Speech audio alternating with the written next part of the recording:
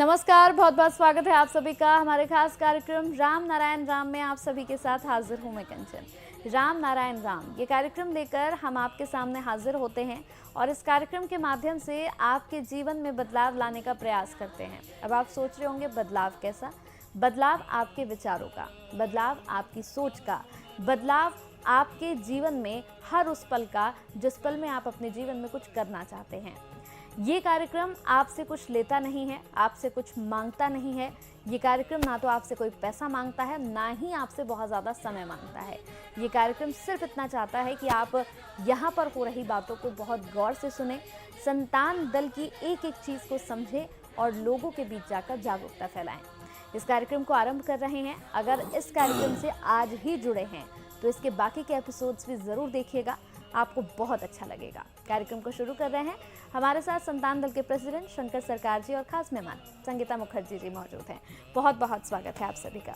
राम नारायण राम। राम नारायण राम। तो कार्यक्रम को शुरू कर रहे हैं और पहला प्रश्न मेरा प्रेसिडेंट आपसे यही है। हमेशा से हर एपिसोड में हम प्रयास करते हैं कि बहुत कुछ ज्ञान की बातें आपसे लेकर यहाँ लोगों तक उसे फैला सके, लोगों तक पहुँचा सके। लेकिन प्रेसिडेंट, आज मेरा प्रश्न यह है कि लोग ये पूछते हैं कि हम मेडिटेशन करते हैं, लेकिन मेडिटेशन हम क्यों करते हैं? मन और आत्मा का क्या महत्व है हमारे जीवन में, और मन और आत्मा जो है वो हमारे जीवन में कैसे काम करती हैं? इंसान कहती है मन अलग है, आत्मा अलग है, चैतन्य अलग है, शरीर अलग है, लेकिन विवेक अलग है। विवेक अलग है, लेकिन सभी एक ही चीज है।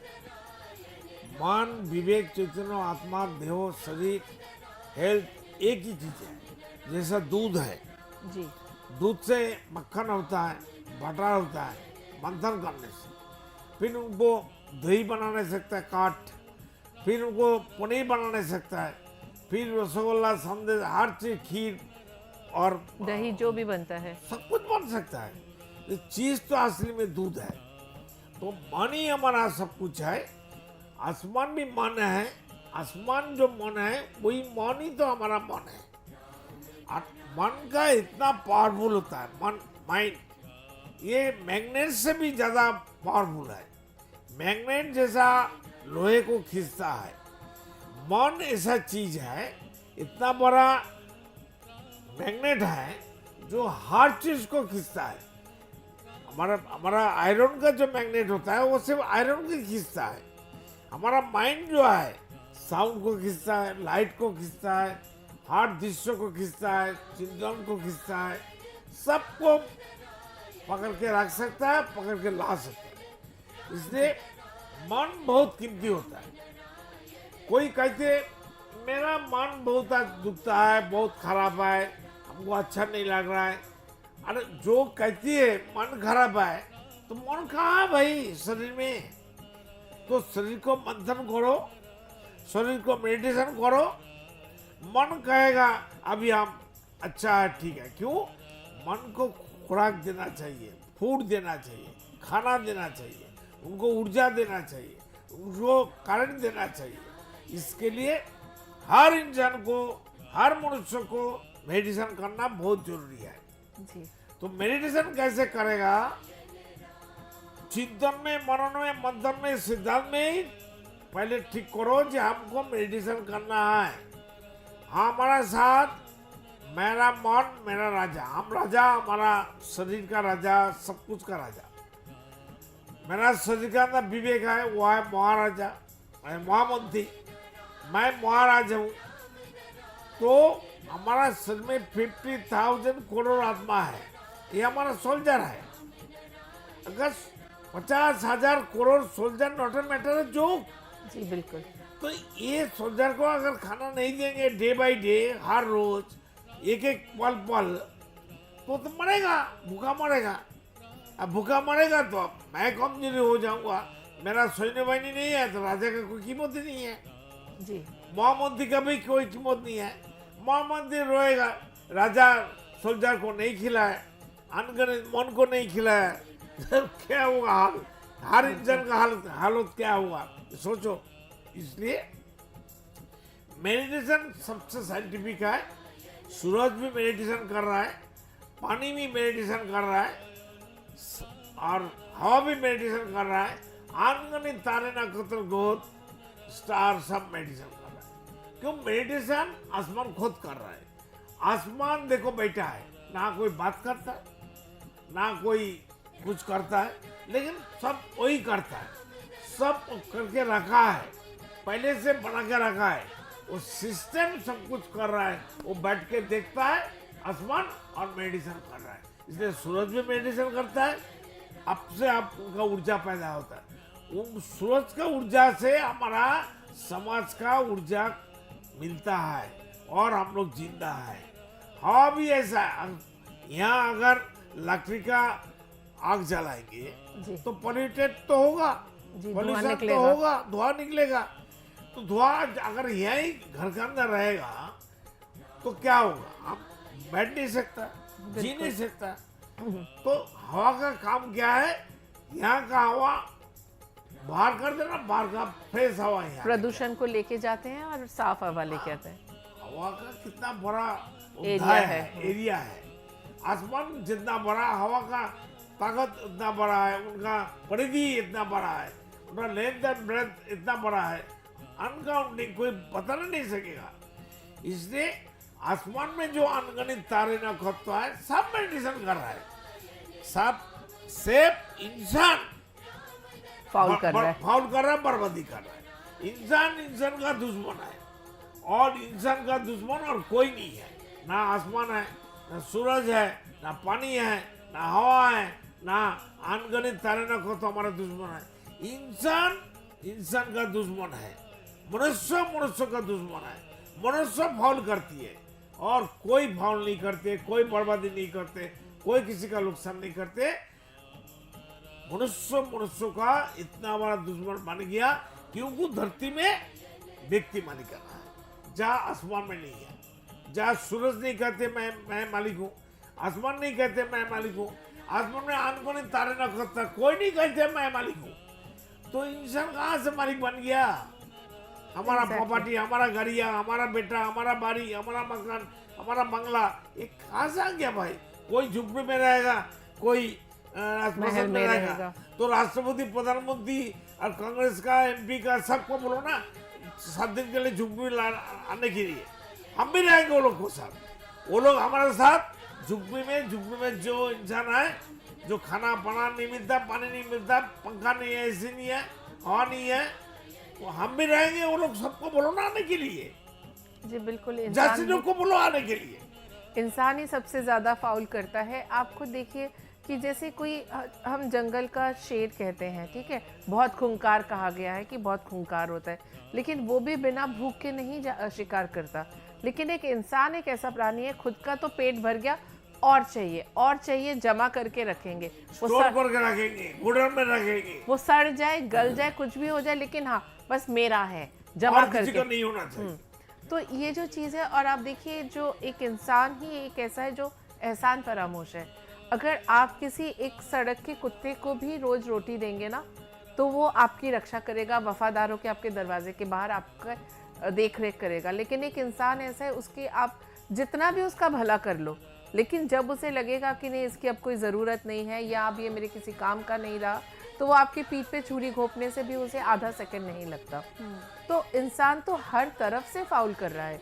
एक ऐसा कोई जानवर नहीं है, प्राणी नहीं है जिसको सेवा करने से, खिलाने से, प्यार करने से, उनको क्या बोलते हैं, आदर की बोले हिंदी में, सहलाने से, हाँ? सहलाते हैं ऐसे। सहलाने से वो तुम्हारा दास नहीं बनता। बिल्कुल। हम YouTube में देखा, एक बेटा गाय को लेके खिलाता है, घास लेके आता है, तो एक बंदा बोलता है तुम हमको मारो। वो मारना शुरू किया, तो गाय दूर से देखा, बहुत दूर में है, जो मेरा जो मेरे को खाना देता है उसको कोई मार रहा है। मार रहा है, वो भाग के आया। हाँ, वो प्रोटेक्ट करने आते हैं। सोचो गाय को कैसे मालूम है वो हमारा अपना आदमी है, और इंसान का आत्मा नहीं है, अपना आदमी नहीं है। बेटा बाप का नहीं है, बाप बेटा का नहीं है। जो सबसे बड़ा रिश्ता है माँ बेटे का, जिसको कहते हैं सबसे पवित्र रिश्ता है, लोग कुंभ मेले में जाके अपनी बुजुर्ग माँ को छोड़ के आ रहे हैं। उनको कहते हैं यहाँ बैठो, मैं अभी आ रही हूँ। कान में सुनना पाप है। तो क्या कितना फाउल और करेगी इंसानियत। तो अगर इंसान इतना ज्यादा फाउल करेंगे तो भुगतना भी इंसान को ही पड़ेगा। इतना नीचा में आ जाएगा, पढ़े लिखे है, समझदार है, प्रकृति सब कुछ दिया है इंसान को, कोई कमी नहीं है। इंसान को जीने नहीं देती है। तो मानव जाति का उद्धार एक ही चीज से हो सकता है कंचन, और वो है सिर्फ और सिर्फ आप देखो, मेडिटेशन। एक चोर पकड़ जाता है जी उनको मारता है पुलिस स्टेशन में, फिर जेल में डाल देता है। जो जस्टिस लोग, मजिस्ट्रेट लोग उसको विचार करते हैं, जी बिल्कुल। और कोई चोरी नहीं करता है। सब चोर हैं। ऐसा कोई बंदा अपना बच्चा का सिर पर हाथ रख के कहेगा, चाहे जस्टिस हो, डॉक्टर हो, इंजीनियर हो, पंडित हो, मास्टर हो, और प्रोफेसर हो, मंत्री हो, एमएलए हो, एमपी हो, अपना बच्चा को सिर पर हाथ रख के, माता पिता के हाथ पर हाथ रख के, मैं कभी चोरी नहीं किया, नहीं कह सकता, एक इंसान बोलो नहीं ना, कह सकता। कब करेगा? एक हम इसीलिए करने के लिए तैयार है। इसीलिए प्रेसिडेंट ने अभी पहले एपिसोड में कहा था कि समाधान का संविधान। अच्छा, आप एक बात बताइए, जो हमारा संविधान है उसके अंदर हमारा प्रशासन, पुलिस आज प्रशासन, तक 77 साल हो गया, हमारा संविधान से मिला क्या?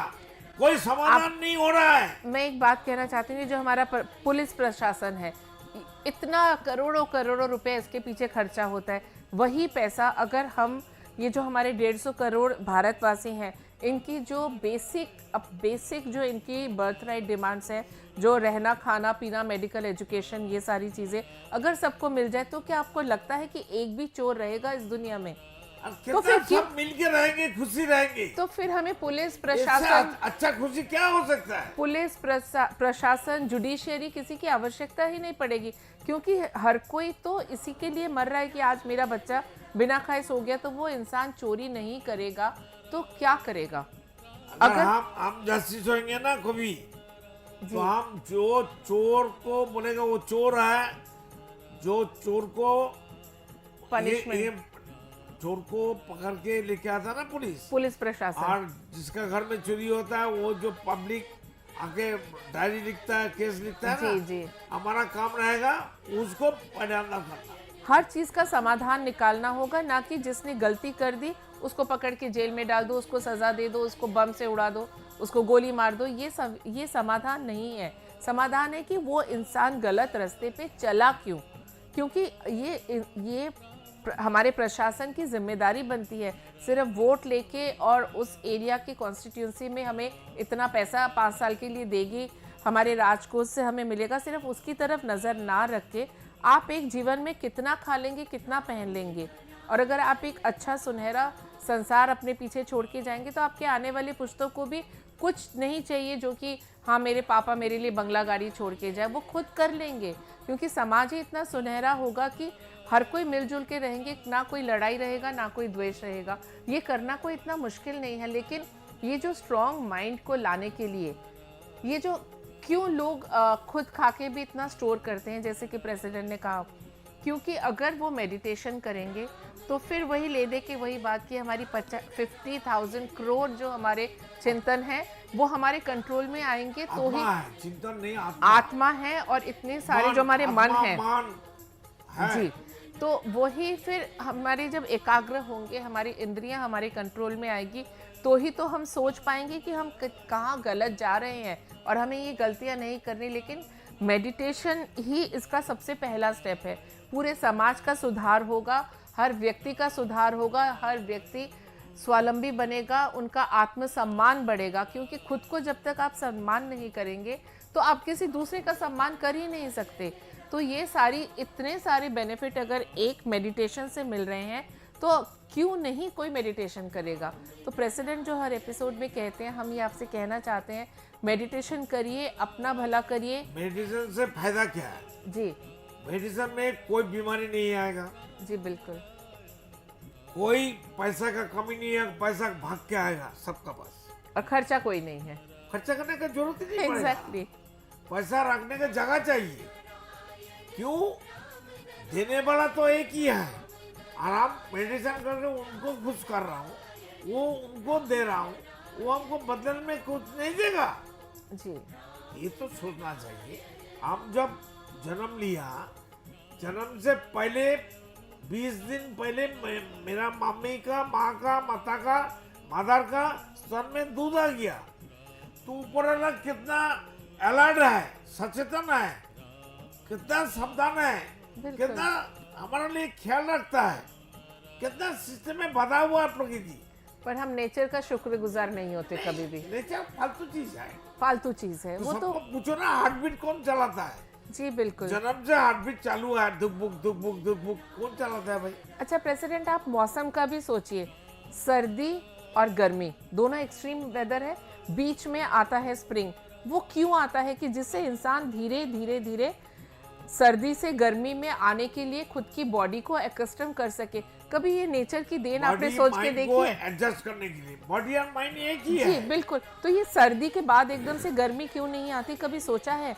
हम इन सब चीज़ों का शुक्रगुजार नहीं होते, सोचते नहीं हैं कि ऐसा क्यों है, कौन है ये करने वाला। तो जो ये सब कर रहा है, जो आपको आंखों के सामने दिख रहा है, उसको ना मान के हम मैन मेड मूर्तियाँ, मैन मेड धर्म, मैन मेड संविधान, मैन मेड पॉलिटिकल पार्टी के पीछे भाग रहे हम हैं। लोग तो जिंदा मूर्ति है। जी बिल्कुल। ईश्वर का, अल्लाह का, खुदा का, गॉड का बना हुआ जिंदा मूर्ति है। तो जिंदा मूर्ति का कोई कीमत नहीं है, जिंदा मूर्ति का कोई वैल्यू नहीं है। जी बिल्कुल। नेचर की कोई इम्पोर्टेंस नहीं है, नेचर की कोई वैल्यू नहीं है, तो उसको हमें समझना होगा। बिल्कुल। तो जितने भी दर्शक इस कार्यक्रम को देख रहे हैं, देखिए हर कार्यक्रम में हम जितने भी मुद्दों को उठाते हैं या फिर जिन मुद्दों पर हम चर्चा करते हैं, वो कहीं ना कहीं आपसे जुड़े हुए हैं। ये सारी बातें जितनी प्रेसिडेंट ने की हैं, ये सारी बातें आपसे जुड़ी हुई हैं। और जब आप बैठकर एकांत में शांति से सोचेंगे तो आपको वाकई समझ आएगा कि प्रेसिडेंट जितनी भी बातें कहते हैं वो बातें लॉजिकल हैं और आपके जीवन में इन बातों का बड़ा महत्व है। लेकिन उसके बावजूद भी अगर आपको लगता है कि मन में कोई कंफ्यूजन, कोई सवाल है, तो टीवी स्क्रीन पर नंबर्स हम फ्लैश कर रहे हैं, नंबर्स पर कॉल करिए और कॉल करके आप प्रेसिडेंट से बात भी कर सकते हैं। और संतान दल के अगर मेंबर बनना चाहते हैं तो सिर्फ 1 रुपया आपको देना है। 1 रुपये के अलावा ये कार्यक्रम और संतान दल आपसे कुछ भी नहीं मांगता है। तो चलिए फिर, वक्त हो चला है इस कार्यक्रम को समाप्ति की ओर लिए चलने का। बहुत बहुत धन्यवाद आपका कि आप आए, कीमती समय दिया। 1 रुपया के लिए लाखों रुपया फायदा मिले। राम नारायण। बिल्कुल बिल्कुल। ऑटोमेटिक। बिल्कुल। राम नारायण। आप देख रहे हैं हमारा खास कार्यक्रम राम नारायण राम शंकर सरकार जी के साथ राम नारायण रामशः। यह एक महाध्वनि और बीज मंत्र है। यह सभी समस्या का संपूर्ण समाधान है। आप लोग इन्हें अपना के देखिए, मन और दिल में क्या प्राप्त हो रहा है। इस कार्यक्रम का विशेष उद्देश्य इसका प्रचार और प्रसार के साथ ही प्रत्येक मनुष्य की मुक्ति का मार्गदर्शन है और यह आपके दिल की बात है। इस मार्ग पर पुण्य और मुक्ति निश्चित है। इस कार्यक्रम के माध्यम से संतान दल द्वारा चलाए जा रहे श्रेष्ठ सेवाओं से जुड़कर सबके कल्याण के लिए इस नेक कार्य का हिस्सा बन सकते हैं और वृद्धाश्रम, गौशाला, गरीब और वंचित बच्चों की शिक्षा का भी सहयोग और समर्थन कर सकते हैं। संतान दल सबका एक ही परिवार है। अकाउंट नेम संतान दल, account number 266505000657, IFSC code ICIC 000265। पूरी तरह जानने के लिए आप संस्था के फोन नंबर पर संपर्क कर सकते हैं। Phone number 6291342066, 9836073503। Email ID santandal1960@gmail.com। देखिए कार्यक्रम राम नारायण राम प्रतिदिन प्रातः 6:40 से साधना टीवी पर एवं सोमवार से शनिवार प्रातः 7:30 से व रविवार प्रातः 7:50 से एवं रात्रि 10:30 से ईश्वर टीवी पर एवं प्रातः 7:30 से साधना प्लस पर एवं प्रातः 10:30 से हर खबर न्यूज पर एवं रात्रि 8:30 से RN टीवी पर।